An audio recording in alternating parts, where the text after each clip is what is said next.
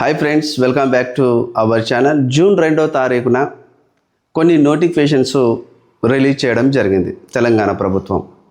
TGPSC chairman బుర్ర వెంకటేశం మర్రి press meet పెట్టి రాబోయే నోటిఫికేషన్స్ ఈ నోటిఫికేషన్స్ ఉన్నాయని కొన్ని అరకొర నోటిఫికేషన్ పేర్లు చెప్పిండు. అందులో assistant executive engineer civil department, electrical department assistant engineers, అదేవిధంగా డివైఈఓ డిప్యూటీ ఎడ్యుకేషనల్ ఆఫీసర్ పోస్టులు, అదేవిధంగా డైట్ లెక్చరర్ పోస్టులు అండ్ బిఎడ్ పోస్టులు, ఎస్సీఆర్టీలో అధ్యాపక పోస్టులు ఇవి ఉంటాయని చెప్పే ప్రయత్నం చేసిండు. ప్రతి నెలలో 2-3 నోటిఫికేషన్ ఇస్తాం, ప్రతి నెల నోటిఫికేషన్ వస్తుందని చెప్పిండు. కానీ ఏ డిపార్ట్మెంట్ల నుండి నోటిఫికేషన్ వస్తుందని ఒక క్లారిటీ అతను ఇవ్వలేదు. అదేవిధంగా ఈ బుర్ర వెంకటేశం ప్రెస్ మీట్ అనేది తను సొంతగా పెట్టిండా, లేకపోయి ఉంటే కమిషన్ బాడీ నిర్ణయించుకున్న ప్రెస్ మీట్ పెట్టిర్రా, లేకపోతే ప్రభుత్వమే మీరు ప్రెస్ మీట్ పెట్టండి, నిరుద్యోగులు ధర్నాలు చేస్తున్నారు, నిరుద్యోగులు ఉద్యోగాలు కావాలని రోడ్డెక్కి ధర్నాలు చేస్తున్నారు, ఇందిరా పార్క్ వద్ద ధర్నాలు చేస్తున్నారు, ప్రతిరోజు ఏడనో ఆకాడ నిరుద్యోగ సోదరులు అందరూ కూడా మరి జాబ్ క్యాలెండర్ గురించి మాట్లాడుతున్నారు, 2 లక్షల ఉద్యోగాల గురించి మాట్లాడుతున్నారు. కాబట్టి మరి రిక్రూట్మెంట్ ఏజెన్సీకి చైర్మన్గా మీరు ఉన్నారు కాబట్టి, టీజీపీఎస్సీకి మీరు చైర్మన్గా ఉన్నారు కాబట్టి మీరే ఒక ప్రెస్ మీట్ పెట్టి మాట్లాడండి. నిరుద్యోగుల మైండ్ డైవర్ట్ అయిపోతుంది, వాళ్ళలో ఒక అటెన్షన్ క్రియేట్ అవుతుంది. నోటిఫికేషన్ వస్తున్నాయని చెప్పేసి వాళ్ళు బుక్స్ పట్టుకొని చదువుకుంటారు, రోడ్లు ఎక్కరు అని చెప్పేసి మరి ప్రభుత్వమే అతని చేత మరి ప్రెస్ మీట్ పెట్టించిందా అనే విషయంలో చాలామంది ఆలోచన చేస్తూ ఉన్నారు. ఏదేమైనా కానీ ప్రతి ప్రభుత్వము అంటే ప్రజల చేత ఎన్నుకోబడి, నిరుద్యోగుల ఓట్ల ద్వారా ఎన్నుకోబడి ముఖ్యమంత్రి అయిన తర్వాత ప్రతి ప్రభుత్వము ఇలాంటి స్ట్రాటజీలే ప్లే చేస్తుంది అనమాట. వాళ్ళ స్ట్రాటజీ ఏముంటుందంటే, వాళ్ళు ఏదైతే వాళ్ళ మేనిఫెస్టోలో మరి ఇన్ని లక్షల ఉద్యోగాలు ఇస్తాం, 2 లక్షల ఉద్యోగాలు ఇస్తాం అని ఈ విధంగా వాళ్ళ మేనిఫెస్టోలో పొందుపరుస్తారు. ఉదాహరణకి ప్రీవియస్ ముఖ్యమంత్రి ఎవరైతే కేసీఆర్ ఉన్నారో ఇంటికో ఉద్యోగం అని చెప్పేసి ఆయన ఒక మేనిఫెస్టోలో పెట్టుకోవడం జరిగింది బీఆర్ఎస్ పార్టీ అధినేత. కానీ ఇంటికో ఉద్యోగం ఇచ్చుడు కాదు కదా, ఇయర్కో ఒక 10,000 ఉద్యోగాలు కూడా అతను ఇవ్వలేకపోయిండు. మరి అందుకని నిరుద్యోగ సోదరు అతను గంధ తెచ్చి ఫామ్ హౌస్కి మరి పరిమితం చేసారు. అదేవిధంగా రేవంత్ రెడ్డి కూడా 2 లక్షల ఉద్యోగాలు ఇస్తామన్నారు. బీఆర్ఎస్ ఇచ్చిన గత కాల ప్రభుత్వాలు ఇచ్చిన నోటిఫికేషన్స్ ఏదైతే ఒక 60,000 నోటిఫికేషన్ ఉందో దానికి ఎగ్జామ్స్ పెట్టిండు, నియామక పత్రాలు ఇచ్చిండు. వాటిని కూడా ఇతనే తన ఖాతాలో వేసుకుని 60,000 ఉద్యోగాల పైచీలకు నేను రిక్రూట్మెంట్ చేసినానని చెప్పేసిండు. మరి అదే 60,000 ఉద్యోగాలు ఇచ్చినావు కదా, మిగతా రిమైనింగ్ ఒక 1,40,000 ఉద్యోగాలు నువ్వు ఇవ్వాలి, మరి అవన్నీ ఇవ్వు అని చెప్పేసి నిరుద్యోగ సోదరులు ప్రతిరోజు మరి ధర్నా చేస్తున్నారు. అదేవిధంగా ప్రతిరోజు క్వశ్చనింగ్ చేస్తూ ఉన్నారు. ఏదేమైనా కానీ ఇప్పుడు చూసినట్టయితే బిఎడ్ మరి అధ్యాపకులు ఒక 118 పోస్టులు ఉన్నాయి. అందులోనే మరి డిఎడ్ కాలేజ్ లెక్చరర్ పోస్టులు కూడా ఉన్నాయి. ఈ బిఎడ్ డిఎడ్ సంబంధించిన వాళ్ళు ఎవరు ఉంటారు అధ్యాపకులుగా అంటే, వాళ్ళు ఎంఏడ్ కంప్లీట్ చేసిన వాళ్ళు, సంబంధిత సబ్జెక్టులలో సైకాలజీలో మరి వాళ్ళు కంప్లీట్గా చదివిన వాళ్ళు, ఈ విధంగా ఆ సబ్జెక్టు నిషితులైన వాళ్ళే ఈ యొక్క కాలేజీలో బోధించడానికి అధ్యాపకులుగా పనికొస్తారు. మరి జనరల్ డిగ్రీ, జనరల్ పీజీ చదివిన వాళ్ళ పరిస్థితి ఏంటి?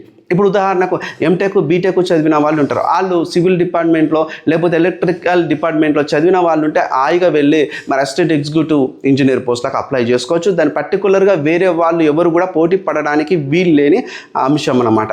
అదే డివైఈఓ చూసినట్టయితే ఇక్కడ మరి తెలివిగా ఒక అంశాన్ని ముడిపెట్టారు. మొత్తంగా తెలంగాణ రాష్ట్రంలో 72 డివైఈఓలు ఖాళీగా ఉన్నాయి. తెలంగాణ రాష్ట్రంలో 72 డిప్యూటీ ఎడ్యుకేషనల్ ఆఫీసర్ పోస్టులు ఖాళీగా ఉన్నాయి. అవి గ్రేడ్ 1 గెస్టెడ్ ఆఫీసర్ పోస్టులు. కానీ 33% రిక్రూట్మెంట్ కోటా కింద కేవలం 24 పోస్టులనే భర్తీ చేస్తుంది తెలంగాణ రాష్ట్ర గవర్నమెంట్. మరి మిగతా పోస్టుల సంగతి ఏంది అని చెప్పేసి క్వశ్చన్ చేయడానికి ఎవడూ లేడు. మరి ఆ ప్రమోషన్స్ ఇస్తావా లేకపోతే వాటిని అట్లానే దాచేసుకుంటావా అని చెప్పేసి అడిగేటోడు ఎవడూ లేడు. 24 పోస్టులు ఇచ్చినావు. ఆ 24 పోస్టులలో చూస్తే మరి జోన్ 1లో 9 పోస్టులు వస్తాయి. అదేవిధంగా జోన్ 1లో 10 పోస్టులు వస్తాయి. జోన్ 2లో మరి ఈ 14 పోస్టులు వస్తాయి, మొత్తం 24 పోస్టులు. మరి కేటగిరీ వైజ్గా చూసుకుంటే ఒక్కొక్కడికి ఒక్కొక్క పోస్ట్ వచ్చింది. మరి మిగిలిన 72 పోస్టులలో 24 పోస్టులు డైరెక్ట్ రిక్రూట్మెంట్ కింద 33% ఇస్తే మిగతా పోస్టులు ఏం చేస్తావు నువ్వు? ఇప్పుడు తెలంగాణ రాష్ట్రంలో 33 జిల్లాలలో ఇన్ఛార్జ్ డిఈఓలే ఉన్నారు, పూర్తి స్థాయి పర్మనెంట్ డిఓలు 4 ఉన్నారు.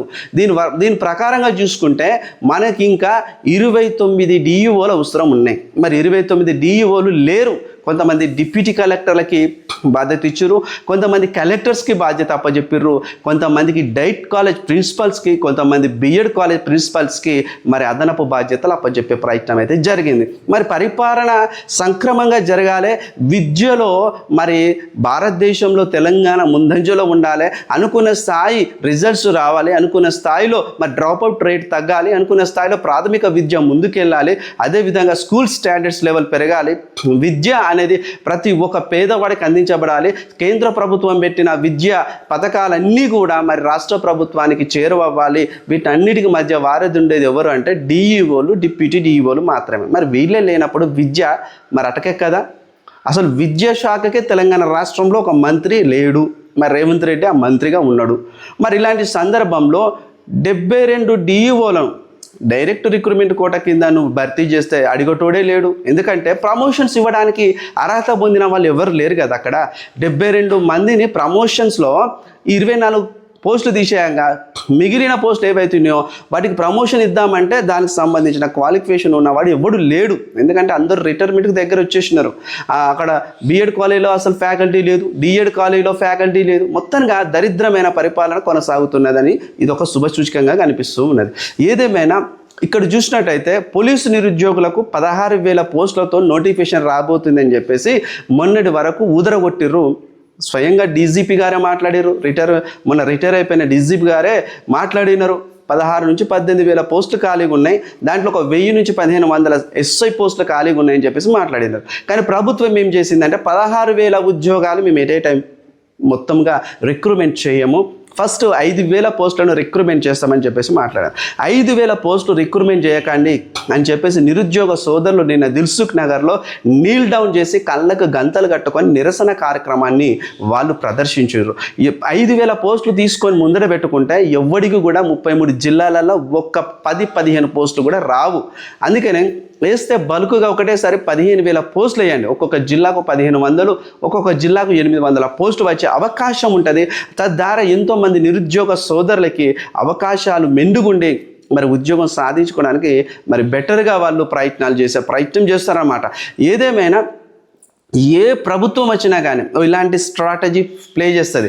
వాళ్ళు ఇస్తామన్న 2 లక్షల ఉద్యోగాలకు నిరుద్యోగులు రోడ్లెక్కి ఉద్యోగాలు లేవు నోటిఫికేషన్ ఇవ్వండి అని లొల్లి పెట్టినప్పుడు ఇలాంటి అరకొర ఉద్యోగాలు ఇప్పుడు నేను చెప్పినా కదా, ఏఐ అసిస్టెంట్ ఎగ్జిక్యూటివ్ ఇంజనీర్ పోస్టులు కావచ్చు, అదేవిధంగా BEd college lecturers post, DIET college lecture post త్వరలో రాబోతున్నాయి. డిప్యూటీ డిఓ 24, అదేవిధంగా పొల్యూషన్ కంట్రోల్ బోర్డు నుండి సైంటిస్ట్ గ్రేడ్ 2 24 ఇలాంటి పోస్టులు ఇచ్చి మొన్నటి వరకు మేము పోస్టులు ఇచ్చినాం కాదురా బాబు, మీరు ఎందుకు రోడ్డు ఎక్కి లొల్లి పెడుతున్నారు? మొన్నటిదాకా ఇచ్చేసినాము మేము, ఎంతోమంది నిరుద్యోగులకు ఇన్ని నోటిఫికేషన్లు ఇచ్చినాము. ఇక 3,000 నోటిఫికేషన్లు ఇచ్చినాము, ఇక 1300 నోటిఫికేషన్లు బీట్ ఆఫీసర్తో రాబోతుంది, ఇక ఎండోమెంట్ ఆఫీసర్స్ పోస్టులు ఇక 120 రాబోతున్నాయి. ఇవన్నీ ఇస్తున్నాం కదా అని చెప్పేసి సంఖ్య చెప్పుకొని తప్పించుకునే ప్రయత్నం చేస్తుంది రేవంత్ రెడ్డి ప్రభుత్వం. కానీ నిజంగా నిరుద్యోగులు కోరుకునేది ఈ పోస్టులు కాదు. నిరుద్యోగులు కోరుకునేది ఒక గ్రూప్ 1 నోటిఫికేషన్, నిరుద్యోగులు కోరుకునేది ఒక గ్రూప్ 2 నోటిఫికేషన్, నిరుద్యోగులు కోరుకునేది ఒక గ్రూప్ 3 నోటిఫికేషన్, మెజారిటీ నిరుద్యోగులు కోరుకునేది ఒక డిఎస్సి నోటిఫికేషన్, మెజారిటీ నిరుద్యోగులు కోరుకునేది ఒక పోలీసు ఎస్ఐ నోటిఫికేషన్, మెజారిటీ నిరుద్యోగులు కోరుకునేది ఏంటంటే తెలుసా, ఎలక్ట్రిసిటీ డిపార్ట్మెంట్ నుండి జూనియర్ లైన్మెన్ పోస్టులు. మెజారిటీ నిరుద్యోగులు కోరుకునేది ఏంటి తెలుసా, చాలామంది నిరుద్యోగులు కోరుకునేది జీపీఓ నోటిఫికేషన్. ఇలాంటి నోటిఫికేషన్లు వస్తే తప్ప ఎక్కువ స్థాయిలో ఎక్కువ సంఖ్యలో నిరుద్యోగులందరూ ఉద్యోగార్థులుగా స్థిరపడిపోయే అవకాశం ఉంటుంది. నీ ఇష్టం వచ్చినట్టుగా, నీకు ఒక తల లేదు, బ్రెయిన్ లేదు, తోక లేదు అన్నట్టుగా ఈ 24, 21 ఎందుకు ఇవన్నీ ఇవ్వడం? ఇవన్నీ కూడా ప్రమోషన్లో పెట్టేసుకుంటే అయిపోతుంది కదా. నీ ఇష్టం. జీవో నెంబరు 42ను పట్టుకొచ్చినావు, 42 జీవో నెంబర్ పట్టుకొచ్చి 44 సంవత్సరాల వయోపరిమితి పెట్టినావు. మరి 82వ జీవో అనేది పూర్వం ఉండే, దాని ద్వారా 46 సంవత్సరాల పరిధి వ్యయో పరిమితి ఉండే, దాన్ని మొత్తానికే కట్ చేసేసి 44 సంవత్సరాలకే ఇక్కడ పెట్టేసినాం. కొంతమంది ఐఏఎస్ ఆఫీసర్లు అట ఒక రివ్యూ మీటింగ్ పెట్టుకుంటానట, వాళ్ళకి తెలిసిన విషయం ఏంటంటే వాళ్ళు సీఎం రేవంత్ రెడ్డి గారికి ప్రజెంటేషన్ ఇచ్చినారంట. ఎక్కువగా ఉద్యోగాలు, ప్రభుత్వ ఉద్యోగాలు కొట్టేది 18 సంవత్సరాల నుంచి 28 సంవత్సరాల వయసున్న పిల్లలే. ఎవడు కూడా 38, 40, 41 ఎవడు కొట్టట్లేదు.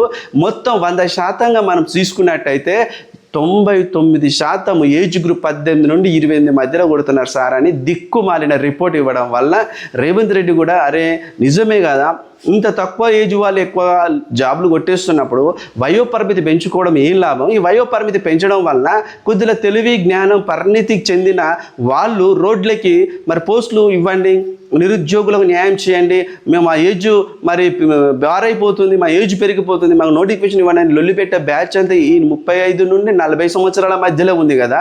సో వీళ్ళ నుండి నేను తప్పించుకోవాలంటే ఏజ్ తగ్గించడమే బెటర్గా రేవంత్ రెడ్డి ఆలోచన చేసిండు అనేది కూడా ఒక అనాలసిస్ అనేది నడుస్తుంది బయట.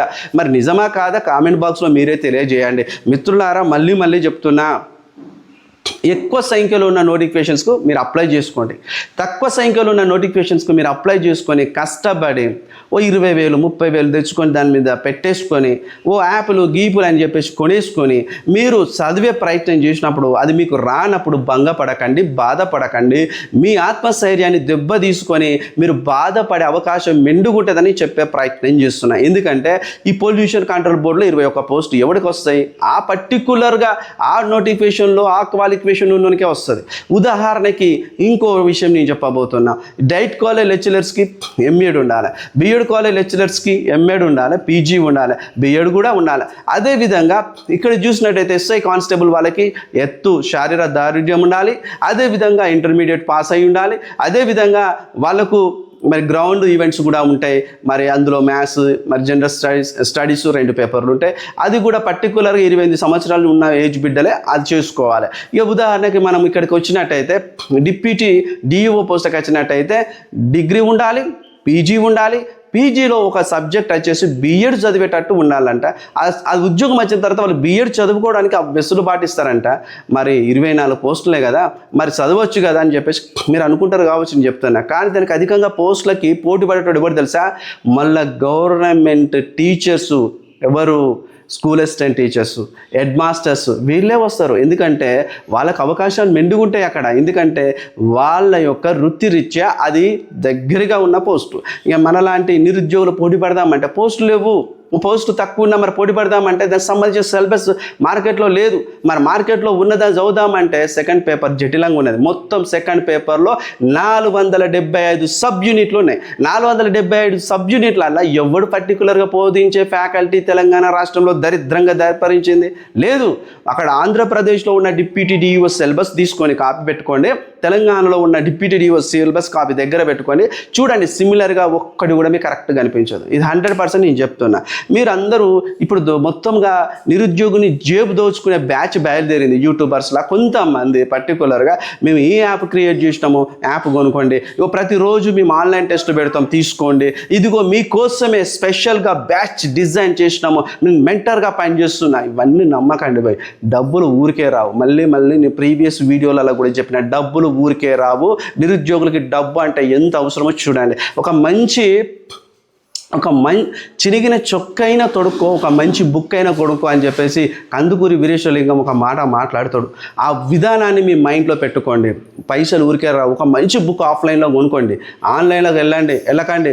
ఎవడు ఏం చెప్పాడు, నీకు తెలిసిన అంశాలు 80% బోధిస్తాడు. ఒక 5-10% అవుట్ ఆఫ్ సిలబస్కి వెళ్ళి చెప్తే ఆహా ఓహో వీడు ఏం చెప్పిండు రాబాయి అని చెప్పేసి మీరు సంకలు గుద్దుకొని నోరు తెరిచి అవాకయ్య పరిస్థితి కనిపిస్తాయి. ఏదేమైనా రేవంత్ రెడ్డికి మంచి కనువిప్పు జరిగి ఒక 1500తోని ఈజీగా, ఒక 1500తోని గ్రూప్ 2, ఒక 200తోని గ్రూప్ 1, ఒక 4500తోని గ్రూప్ 3, అదే విధంగా ఒక 16,000తోని పోలీస్ కానిస్టేబుల్, ఒక 12,000తోని డిఎస్సి, ఒక 5,500తోని జీపీఓ, అదేవిధంగా 1,400 పైచీలు పోలీసుతో బీట్ ఆఫీసర్స్ రావాలని మనసారా కోరుకుందాం. అంతవరకు వీడియో నచ్చినట్లయితే లైక్ చేయండి, కామెంట్ చేయండి, సబ్స్క్రైబ్ చేయండి. సైనింగ్ ఆఫ్ మీ చిలుక ప్రశాంత్. Thank you.